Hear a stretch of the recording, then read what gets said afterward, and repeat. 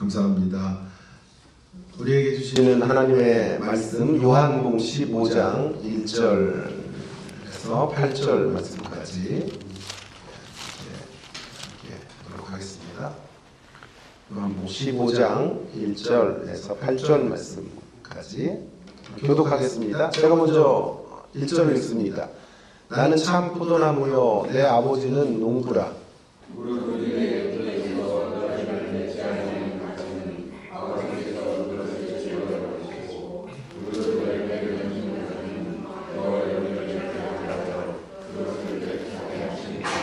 너희는 내가 일러준 말로 이미 깨끗하여졌으니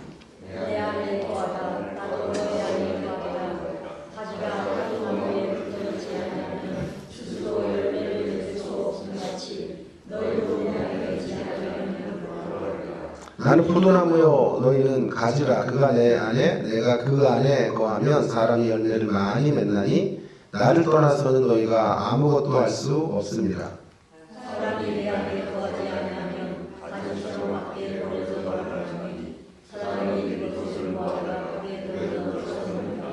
너희가 내 안에 거하고 내 말이 너희 안에 거하면 무엇이든지 원하는 대로 구하라. 그리하면 이루리라. 너희가 열매를 많이 맺으면 내 아버지께서 영광을 받으실 것이요 너희는 내 제자가 되리라. 아멘. 흔히 우리들은 성공이 아니라 신실함입니다. 이런 이야기들을 많이 하지 않습니까? 여러분 많이 교회 안에서 들어보셨을 텐데요. 사역의 목표를 숫자적 부흥이나 남다른 업적에 두어서는 안 된다. 어떤 경우에도 충성된 자로 쓰는 거, 하나님 앞에 신실하게 쓰는 거, 그게 우리가 가야 될 방향이다. 이런 이야기들을 종종 합니다.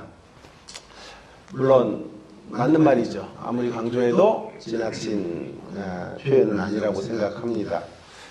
왜냐하면 우리는 세상을 따라가는 사람들이 아니기 때문에 세상은 끊임없이 성공과 결과를 가지고 한 사람을 평가하지만 우리는 그 이상의 논의, 그러니까 신실함이랄까 그 다음에 충성됨 같은 것들을 소중하게 여겨야 되는 것이 맞습니다. 왜냐하면 우리는 외적인 결과보다 내적인 것들 또 자세가 중요하기 때문에 그런 것이죠. 그러나 이 대목에서도 좀 문제를 제기해야 된다고 생각해요. 자칫 신실함이라는 말, 충성이라고 하는 것이 이런 쪽으로 또 쓰일 수도 있다는 위험이 있어요. 우리의 초라한 성적표에 대한 구차한 변명, 열심히 안 하고 물론 신실함이라고 하는 이름 아래 그런 열매 없음에 대한 면죄부, 열매 없이 살아가는 것이 신실함으로 대치되고 나 신실했으니까 됐다라고 안위하는 이런 쪽으로 갈 위험이 있다라고 하는 것이죠.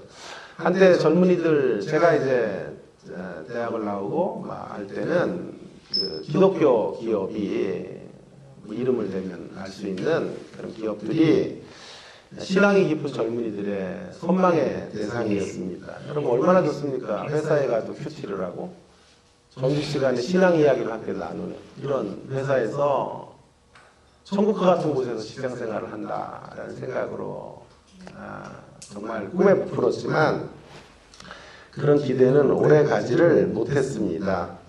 오히려 그런 회사가 더 힘들어요. 왜냐하면 신앙이라는 이름으로 효율을 만들지 못한 채 회사가 신앙의 연장선상이 되어버리니까 무능하면서 능력이 없고 열매를 맺지 못하고 실적을 만들어야 되는데 그런 것들을 신앙의 이름으로 실적을 만들 때 기도하자 그러고 이런 식으로 흘러가는 것이죠.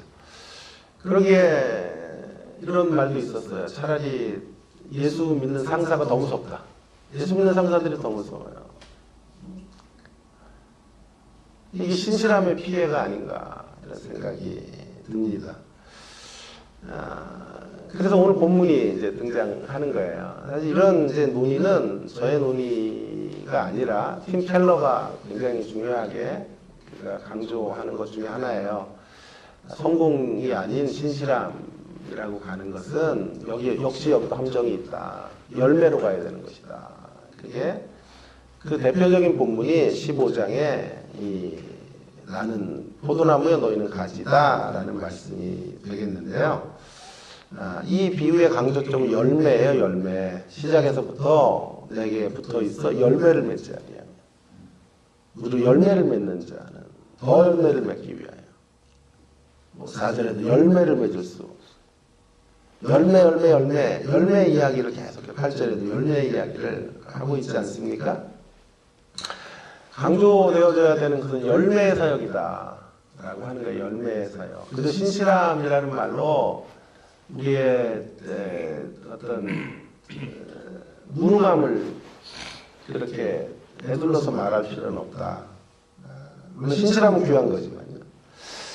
그래서 오늘 그 열매에 대한 이야기를 조금 해볼 필요가 있겠는데요. 15장 말씀을 따로 이렇게 좀 떼어서 얘기하려고 하는 경향들이 많아요. 그런데 제가 보기에는 15장은요 14장과 연결이 있어야 된다고 생각해요. 특별히 14장 마지막 구절과 연결이 되어야 합니다. 마지막 구절 지난주에도 잠깐 살펴보았지만 일어나라 여기를 떠나자 하시니라는 말씀 다음에 15장이 나온다는 것을 아무도 강조하지 않는 것 같아요. 한국교회 안에서. 제가 최초로 한번 강조해 보려고 그래요. 이런 재미로 전 성경을 연구하고 성경 읽는 재미에 빠져서 사는 사람인데요. 자, 그러고 보면요. 우리가 너무 같은 길들을 이렇게 갔기 때문에 한국교회 설교의 가장 큰 위험은요. 이미 들은 설교가 위험해요. 이미 들은 설교. 그 본문에 대해서 이미 알고 있는 본문의 이야기가 우리의 설교를 망쳐놓는단 말이에요. 그러니까 다 천편일률적인 거예요. 다 새로운 어떤 시각으로 본문을 열지를 못해요. 이미 누가 그 길을 갔기 때문에 그거 따라가다 바쁘고 말 바꾸는 것밖에 없지. 나의 묵상이 안 되고 있는 거잖아요. 자, 오늘 본문은 분명히 볼 때 일어나서 여기를 떠나자라는 말씀에 대한 답이에요. 어디로 가야 되는지를 본문은 말하지 않았죠. 예수는 어디로 가자 그러세요? 말하지 않았잖아요. 장소인지 영적 의미인지 그에 대한 힌트는 15장에서 나오는 거예요. 여기를 떠나자. 어디로 가자는 거예요? 열매를 향해 나아가자. 이전처럼 살았던 삶이 아니라 이제 열매를 향해서 가야 한다 라고 말씀하고 있는 거죠. 그저 성공을 타부시하고 진실함으로 가자가 아니에요. 충성으로 가자는 얘기가 아니라 열매를 향해 가야 된다. 열매를 향해.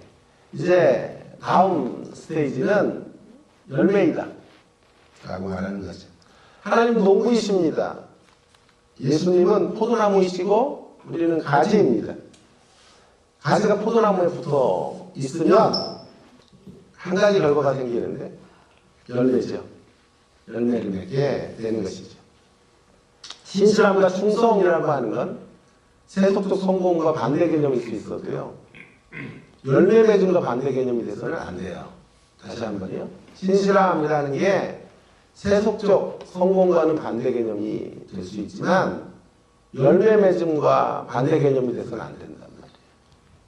오히려 신실함과 충성은 대부분의 경우 열매를 맺는 자리로 가게 돼요. 그렇게 갈 확률이 매우 높아요. 그래서 모든 사역자들의 방향은 열매 맺음이어야 된다 생각해요. 신실함과 열매가 충돌할 필요가 없어요. 그래서 제가 만든 표현이 이거예요. 그냥 제목에 나오는 게 아니에요. 신실한 열매를 향하여. 신실함. 그러나 그 신실함에는 결과들이 맺혀져야 되는데 열매예요. 신실한 열매를 향하여. 그런 이런 말이죠. 성공했다고 우에 쳐주면 안 돼요. 신실함의 기준으로 성공을 평가해 봐야 돼요. 성공이 끝이 아니기 때문에. 업적이 끝이 아니기 때문에. 과연 신실했는가? 이거 물어야 돼요. 성공한 괴물들이 얼마나 많아요. 자녀 키우면서 제일 두려운 게 그거예요. 돈도 대주고 다 대주고 풍요롭게는 키울 수 있겠는데 괴물이 되면 어쩌나.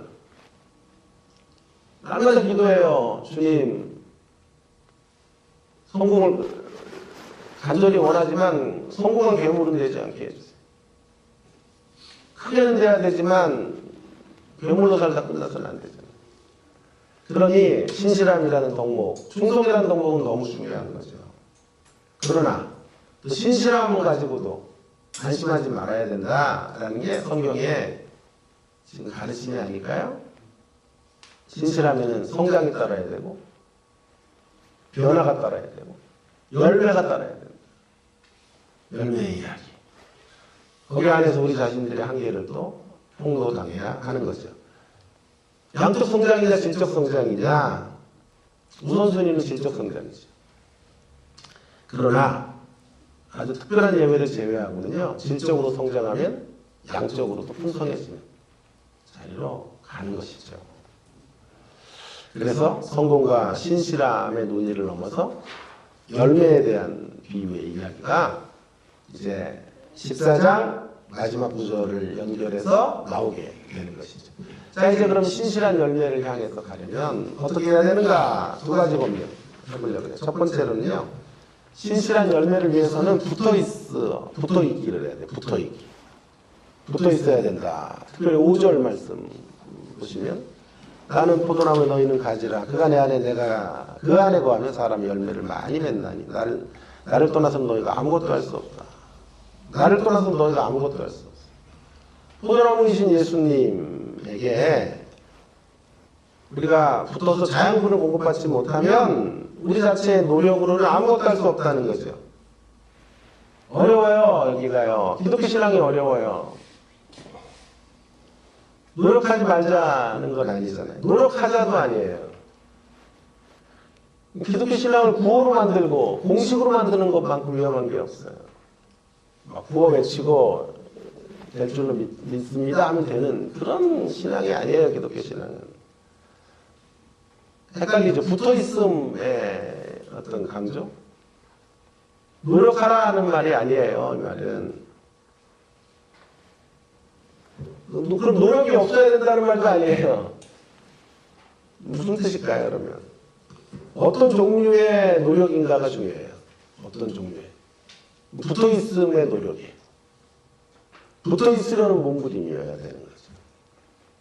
자, 왜 열매를 맺으려면 붙어있어야 되나? 이 대목을 제가 이렇게 한번, 정말 어려운 대목이더라고요. 제가 성경을 많이 이제 그렇게 알지는 못하지만 이런 이제 몇 가지 어려운 대목들이 있는데 붙어 있는 그 정도가 그럼 어떤 거냐, 어떤 상태가 붙어 있는 상태냐, 이런 게 굉장히 어려운 거예요, 사실은요. 그냥 붙어 있으라 말은 쉽지만 붙어 있는 게 뭐예요, 도대체? 붙었다 떨어졌다 하면 또 어떻게 되는 거예요? 어떻게 되는 거예요? 이걸 다 풀기는 우리의 인간의 한계로는 불가능하다고 싶어요. 그만큼 요한복음 깊은 책이고 기독교가 심오하단 말이에요. 그래서 저는 설교자의 사명 중에 하나가 기독교가 천박하지 않다는 거. 기독교가 저 불교의 스님들이 나와서 가르치는 도보다 깊고 카톨릭 신부들이 가르치는 강론보다도 더 수준이 있다는 걸 입증해 보이는 설교자로 살고 싶은 게 제 꿈 중에 하나죠. 그걸 못 이뤄가지고 이렇게 제가 감기도 걸리고 진통하다가 눈도 작아지고 이렇게 되는 거예요. 그걸 이룰 수만 있으면 얼마나 행복하겠어요. 자, 그래서 이렇게 한번 제가 풀어보려고 그래요. 기독교 신앙은 붙어있음으로 강조되는 이유가 뭐냐면 기독교 신앙이 무엇을 하는 문제가 아니기 때문에 그래요. 하는 문제라면 노력해라 그러면 되는 건데 하는 게 아니라 기독교 신앙은요, 되는 거예요. 되는 거. 다시요. 기독교 신앙은 뭘 하는 문제가 아니라 무언가가 되는 문제이기 때문에 붙어 있어야 돼요. 자, 하는 것은, 보세요. 하는 것은 행위적 노력을 의미하죠. 뭐를 하는 거.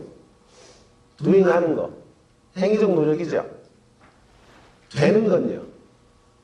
되는 건 되어지는 거거든요.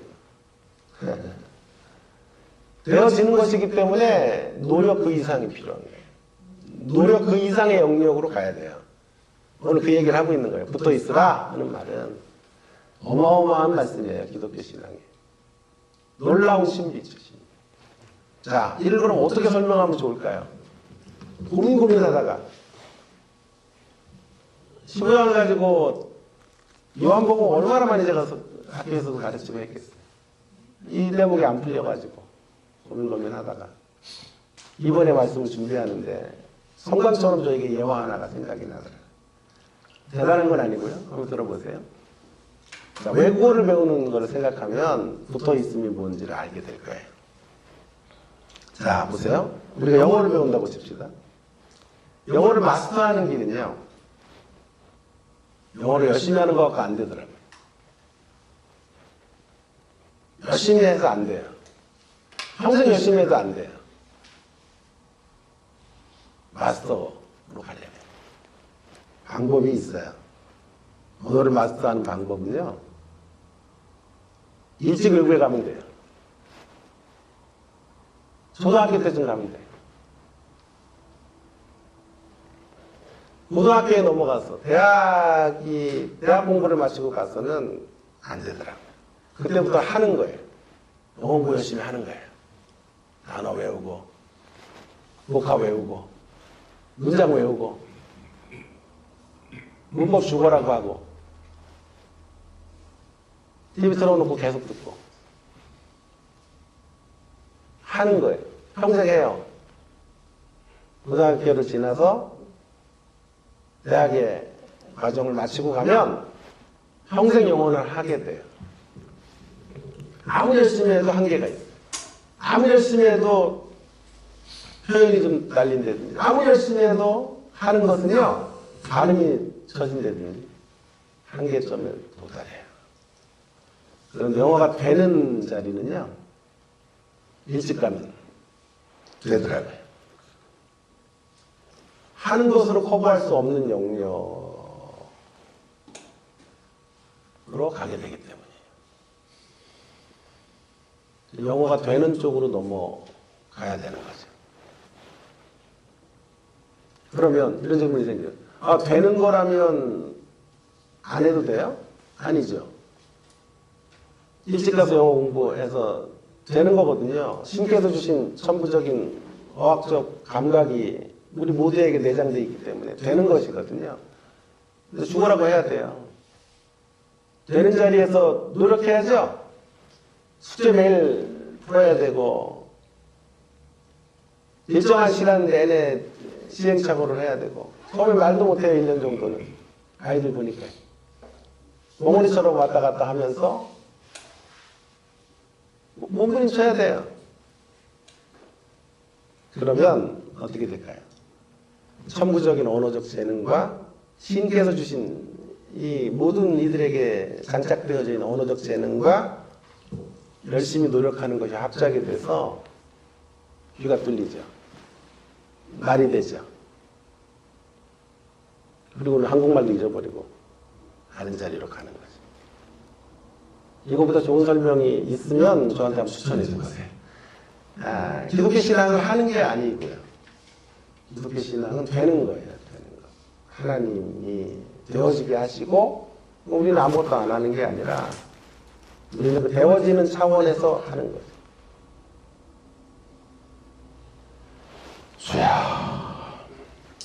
잘 따라오시는 거죠? 이렇게 열매를 맺는 길도 붙어 있어야 한다. 붙어 있어야 한다. 열심히 노력한다는 문제가 아니에요. 열심히 노력하면 안 돼요. 기독교 신앙은. 행하다가 낙심하거나 주저앉게 돼요. 그래서 붙어 있기가 나오는 거예요. 붙어 있어야 한다. 나를 떠나서는 너희가 아무것도 이룰 수 없다. 붙어 있는 가운데 분투하는 것이죠. 그때 열매가 자연스럽게 맺혀지게 되는 것입니다.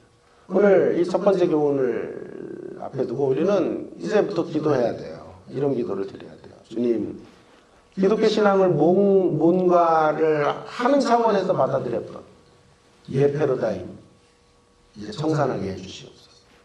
이제는 뭔가 되는 차원으로 나아가기 위해 붙어있게 하시옵소서. 붙어있음의 새로운 패러다임의 신앙으로 걸어갈 수 있도록 은혜를 주시옵소서.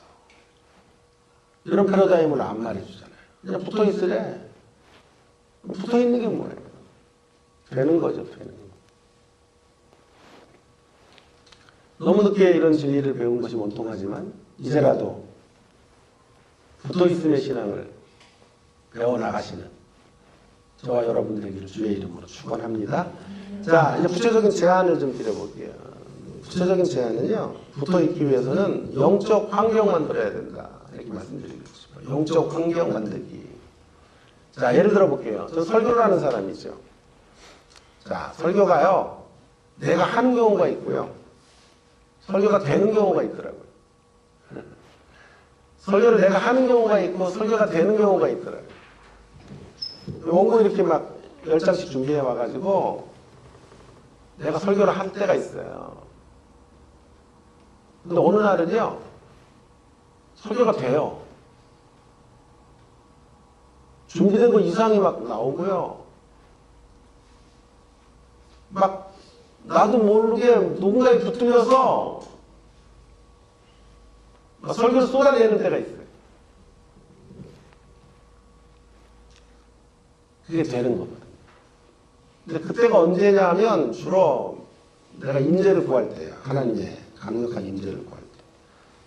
설교가 되는 차원을 확보하기 위해서 하나님 앞으로 은혜를 구하고 도우심을 간절히 구할 때예요. 내가 하나님 앞에 임재를 구한다고 언제나 설교가 하는 것을 넘어서 되는 게 되는 영역으로 가는 건 아니에요. 그건 그분의 주권이에요.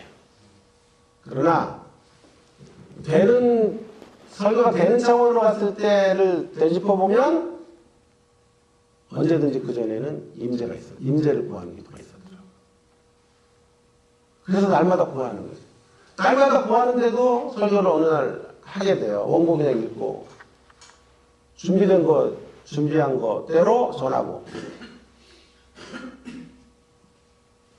그 영역 넘어서는 자리에서 성령이 강하게 자유로움으로 역사하실 텐데, 그게 설교의 로맨스거든요. 설교는 그런 로맨스가 있다고요. 같은 설교를 A라는 교회에서 B라는 교회, C라는 교회에서 하는데 달라요. 설교를 내가 할 때도 있고 또 받아들이는 편에서도 이게 다르기 때문에 스파크가 달라요.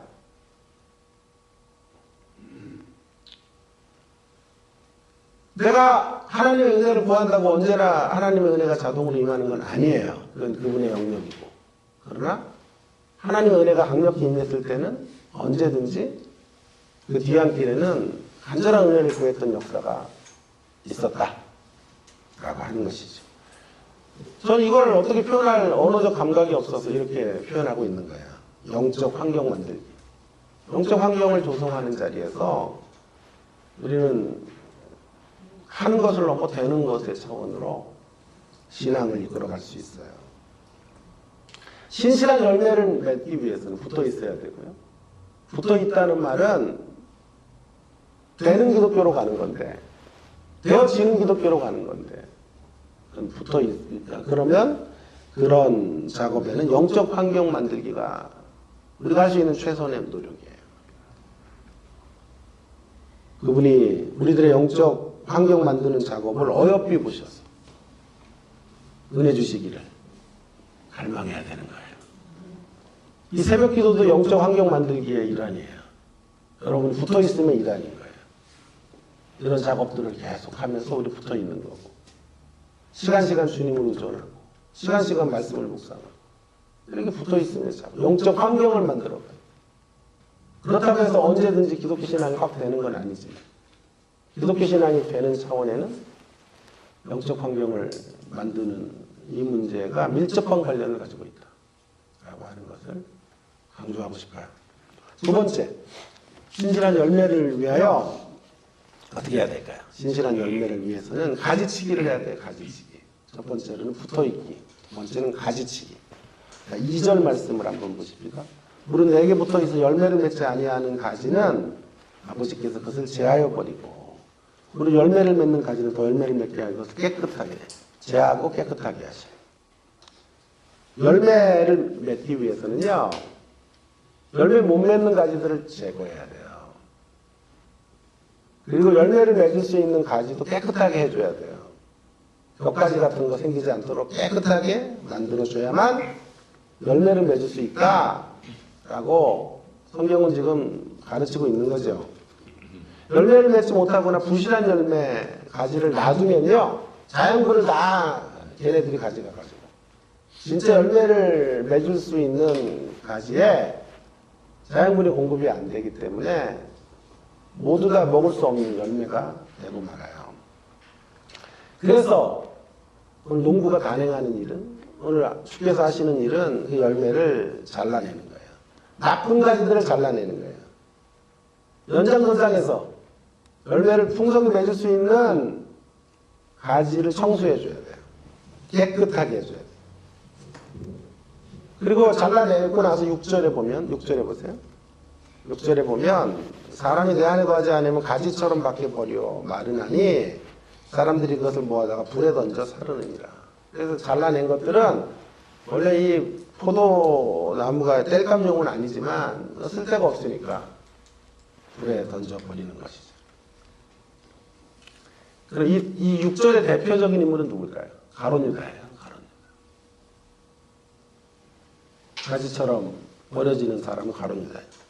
자, 여기서 우리는 우리 주님 약간 상이한, 우리에게 좀 낯선 우리 주님 모습을 보게 되죠. 우리 주님은 인생에 대해서 오래 참으시는 분인 줄만 알았는데, 이렇게 결단력을 가지고 부실한 이런 가지들을 다 제거하시고 그들을 이제 불에 던져놓는 분으로 묘사가 되니까 되게 무서운 생각도 들고, 내가 알고 있는 주님이 아닌 것 같은 그런 두려움이 생기죠. 그래서 잠깐 오해하면 안 된다라는 말씀을 드리고 싶어요. 오늘 본문 이런 구절을 놓고 주님을 오해하지 말아야 돼요. 성경을요, 한두 구절을 놓고 성경 전체를 읽으려고 하면 이단에 빠져요. 그러니까 이런 부분도 잘 해석을 하셔야 되는데, 자 보세요. 만약에 이렇게 불에 던지워진 가지가 가룟 유다가 맞다면 우리 되짚어 봐야 돼요. 가룟 유다를 향해서 주님이 먼저 넌 안 될 나무야, 넌 안 될 가지야, 주님이 먼저 손댄 게 아니에요. 가룟 유다를 기다리셨죠. 요한복음 13장에서 제가 말씀드렸잖아요. 계속해서 주님은 암시를 줬다고. 누구 제자 중에 하나가 나를 팔 거라고 말하고, 내가 주는 떡을 먹는 그 사람이 팔 거다. 그리고 그 떡을 유다에게 줬다고요. 뭐 얘기하시는 거예요? 기다리시는 거거든요. 뉘우칠 회개의 기회를 주시는 것이거든요. 그런데 그가 끝내 그 열매를 맺을 수 없는 못된 가지로 그가 떨어져 나간 거예요. 그 책임은 주님에게 있는 게 아니에요. 농부에게 있는 게 아니에요. 스스로 붙어있는 자리에서 자기가 이탈해 간 거죠. 그러기에 본문에 이 가지치기를 적용하면서 우리 주님을 마치 피도 눈물도 없는 매정한 분으로 매도하거나 무슨 노사관계들을 이런 본문 가지고 부실한 놈들 구조조정해야 돼 라는 식의 이런 타당성 같은 것으로 확보할 수 없어요. 그런 메시지가 아니에요. 자, 그러면 이 가지치기를 우리에게 어떻게 적용해야 될까? 이게 고민이 되겠죠? 어떻게 적용할까요? 가지치기에 대한 적용은 이래요. 선택과 집중을 하라는 뜻이에요. 선택과 집중. 우리 인생 시간이 그리 길지 않아요. 이것저것 건드리며 살 수 있는, 인생을 2번 살 수 있으면 마음껏 해보세요. 이것도 해보고 저것도 해보고 여기에다가 1년 여기에다가 1년 여러분의 인생을 소비하셔도 되지만요, 우리 인생 딱 한 번밖에 없고 이제 앞으로 남겨진 우리의 삶의 시간들이 얼마일지 알지 못해요. 지난주에도 현미 씨가 갑자기 돌아가시고, 현미 씨 아들을 좀 전에 우리 문학의 밤 이럴 때 초대해가지고 악기를 잘 다뤄서 그랬던 기억도 나고, 방황을 많이 했죠, 그 아들도. 그래서 좀 남다르죠, 현미 씨에 대한 생각. 근데 뭐 후원회장이 딱 5분 나간 사이에 돌아가셨잖아요. 5분 사이에 인생이 유명을 달리할 수도 있구나, 그런 생각이 들어요. 우리의 인생의 시간이 얼마나 남아있을지 몰라요. 이것저것 맛보게 하면 살 수 없어요. 수박 겉핥기의 인생 그렇게 살다가 떠나서는 안 되겠어요. 제대로 된 열매의 사역을 이루어내기 위해서는요, 승부수를 띄워야 돼요. 영적 가지치기를 해야 된다. 영적 가지치기를 해야 돼요. 불필요한 것들을 자르세요. 분주한 것들을 도려내세요. 그리고 매우 단순하게 우리의 삶에 선택을 해야 돼요. 그리고 집중을 해야 돼요. 그래야 열매를 맺을 수 있어요. 한국의 공교육은 위기예요. 언제나 위기였지요. 많이 좋아지고 있어요. 그럼에도 여전히 위기인 건 사실인 듯해요. 무엇보다도 여러 가지 위기의 모습들이 있지만 공교육의 위기 가운데 하나는요, 집중과 선택을 시켜주지 못하는 교육. 이것도 하나의 많이 좋아졌어요. 많이 한국 사회도 다변화됐고 다양해졌고 여러 학교들도 이제 생기고 대안학교들도 생기고 하지만 여전히 우리가 갖고 있는 교육적 시스템의 방향은 아이들에게 집중과 선택을 할 수 있도록 기회가 잘 보장되지 않아요. 여러분 어떻게 아이들이 국영수를 다 잘하고 거기서 과학까지 잘하고 제2외국어까지 다 1등을 하냐고요. 국어를 좋아하는 아이가 있고 수학을 좋아하는 아이가 있는 거지. 그게 정상이지. 그거 다 잘하는 사람은 아주 특별한 사람이지. 특별한 사람. 근데 우리 모두의 아이들을 다 특별한 사람의 기준으로 교육을 시키는 거예요. 마치 이런 거나 똑같아요. 손흥민에게 수학 잘해라. 손흥민은 중학교 1학년 수학도 못 풀어요. 기분 나쁘긴 하겠다만. 어쨌든 1학년 수학도 못 풀어요. 그 친구는. 그러나 축구에 선택과 집중을 했기 때문에 세계의 1인자가 됐죠. 그렇게 키우면 되잖아요. 그런 학교 교육이 되면 되잖아요. 재능이 없어 보이는데 뭐 그런 대목은 최소한의 것을 가르치고 잘할 수 있는 걸 최대한으로 늘려서 가르쳐. 그거 가지고 인생 살게 하면 되잖아요. 저는 설교밖에 뭐 할 줄 아는 게 없어요. 이거 하나 붙들고 사는 거예요. 잘 살잖아요, 그래도. 1년 365일 집회가 잡히고 다시 시작돼도 이거보다 잘 될 확률도 없어요. 저는 재산이 넘치는 아이다 늘 고백하고 산다면 나는 설교에 은사가 있다는 생각 한 번도 해본 적도 없어요. 그러나 할수록 재밌으니까 말씀을 만드는 게 재밌고 말씀을 볼 때마다 영감이 떠오르고 천직이에요. 근데 대접도 해줘요. 막 다니면. 내가 그냥 깨달은 거 갖고 하는데도 은혜 받았다고 그러고 말씀이 나를 살렸다고 그러고 그리고 밥도 맛있는 거 사주고 그래요. 집회 다니면. 이런 교회는 없어요. 뭐 3일 냉장고에 얼려놓은 밥인데 드실래요? 이런 데는 없단 말이에요. 상다리가 부러지도록 차려주고도 먹을 게 부족하네요. 이렇게 얼마나 좋아요. 선택과 집중을 해서 제 분야에서 영향력 끼치고 살면 되잖아요. 손흥민에게 과학 잘해라 무슨 의미가 있어요? 그는 선택과 집중을 일찍 좋은 아버지 만나서 선택과 집중해서 세계 최고의 무대에서 마음껏 자기 기량을 펼치는 사람이 돼요. 그리고 그를 보면서 수많은 사람들이 소망을 얻고 희망을 얻고 기쁨을 주는 인생이 되었으면 축복받은 인생이에요. 사랑하는 여러분, 우리도 선택과 집중을 하면서 하십시다. 가지치기를 하시며 우리의 삶을 조금 단순하게 만들어 가십시다. 어느 교수님 은퇴를 좀 앞두고요. 이 얘기를 해줘서 제가 참 공감을 했는데 서재를 정리하시는 이야기를 하시는 거예요. 그리고 교수들에게 이 책이라는 건요, 자식 같은 존재예요. 그래서 제가 저는 유학을 캐나다에서 시작을 했잖아요. 미국으로 갔고 남아공에서 박사를 마쳤으니까 세 나라를 돌아다녔죠. 이사를 얼마나 많이 했겠어요. 학교들, 이 학교, 저 학교를 돌아다니면서. 근데 그때 다른 거 다 버려도 짐에 책은 막 한 가지씩 집어넣고 다녔어요. 그러니까 우리의 짐에 3분의 1은 책이에요. 볼 수가 없어요. 이 책은 밥을 굶으면서 샀고 막 그래가지고 그것도 막 파본된 거 이런 거 싸거든요. 그러고 20불짜리가 5불이 되고 이런 거 샀단 말이에요. 줄 서서 기다리다가 문제 생긴 책들 이런 거 사가지고 공부하고 그러니까 옷은 갖다 버려더라도 짐이 제한이 있잖아요. 한국에 돌아와서 또 미국으로 가고 캐나다로 가고 남아공으로 갈 때 책은 버리지를 못해요. 그래서 여보 이거 왜 들고 다녀? 이게 이 무거운 거 이거. 그래도 그거를 끌고 한국에 왔다가 온 나라를 책들을 가지고 다니다. 도저히 안 되면 친구 집에 한 1000권 맡겨놓고. 마음 너무 아파요. 자식 1000명 맡겨놓은 거는 같아. 그런데 그걸 정리한다는 게 은퇴를 앞두고 해야 되지만 그게 쉽지가 않아요. 교수들에게. 정말 어려운 거거든요.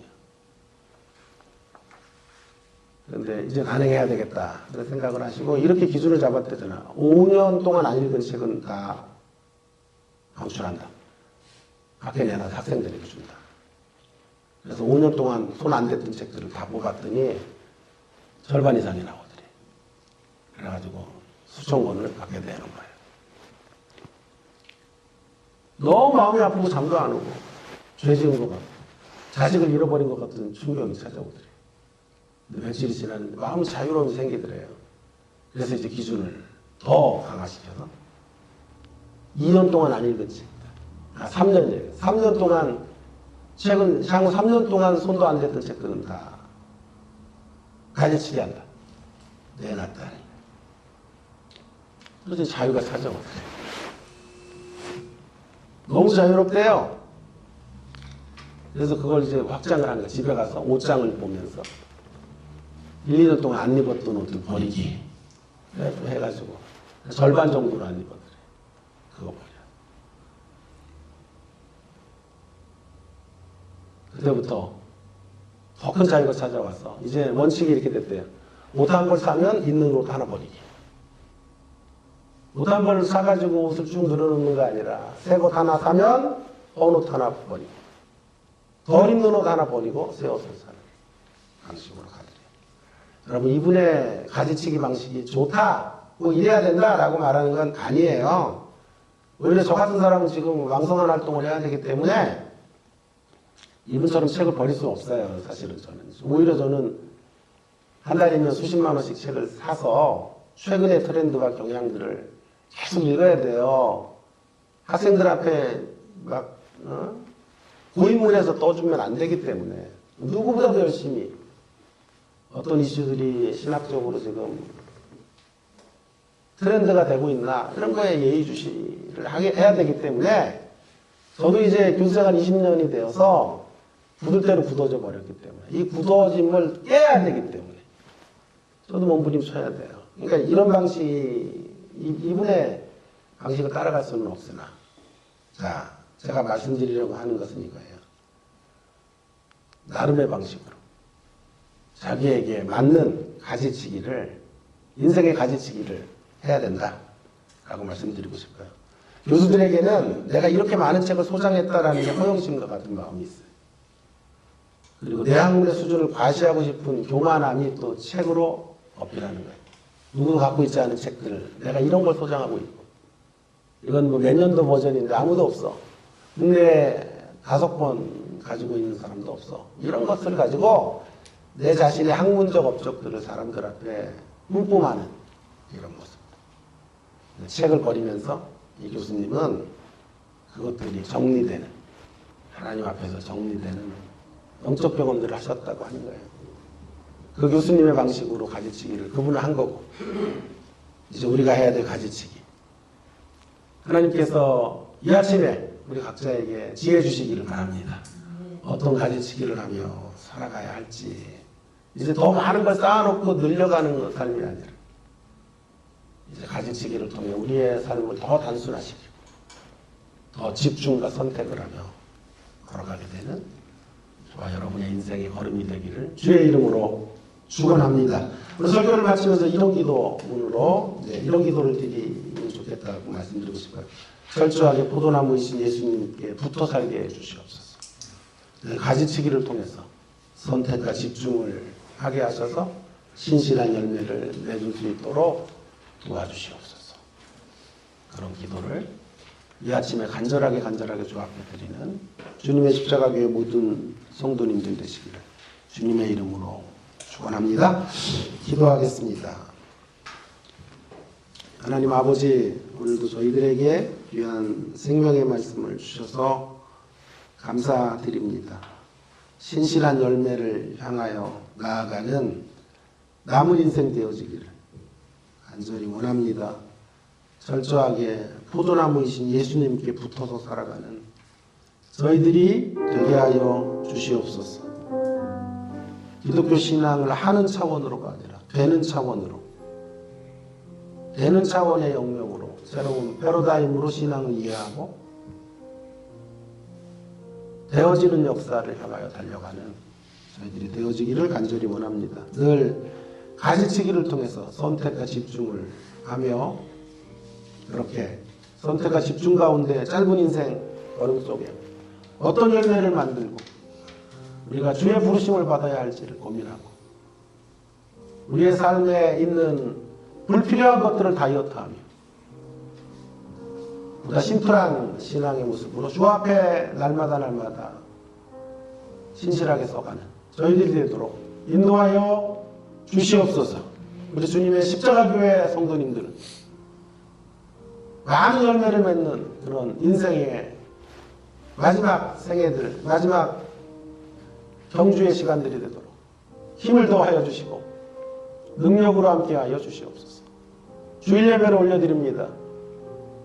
우리 김 목사님의 말씀을 통해서 우리 모두가 다시 한번 살아나고 주님을 새롭게 경험하는 놀라운 역사 펼쳐져 가도록 우리 하나님께서 종에게 기름 부어주시고 또 말씀 듣는 모든 분들 심령들을 기경하여 주시고 갈아엎어 주셔서 놀라운 은혜 가운데 하나님을 찬양하는 주일의 복된 예배가 되도록 함께하여 주시옵소서. 이 시간도 개인적으로 기도할 때 우리의 기도 속에 응답해 주시기를 원합니다.